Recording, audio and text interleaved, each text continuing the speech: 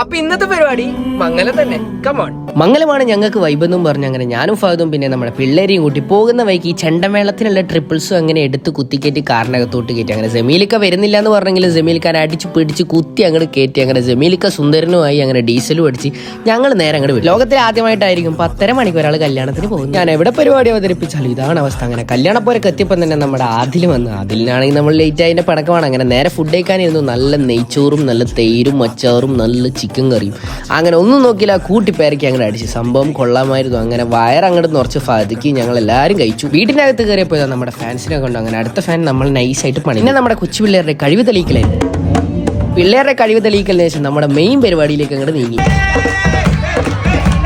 Vibe എന്നൊക്കെ പറഞ്ഞ മക്കളെ, ഇതാണ് കൊച്ചു പിള്ളേർ അൻസാഫും നമ്മൾ ഒന്നൊന്നര വൈബ്. അതേ നമ്മുടെ റിഷാൽ മോൻ ഇഞ്ചി മുട്ടായി വാങ്ങണം എന്ന് പറഞ്ഞ കടയിലേക്ക് വിട്ട്.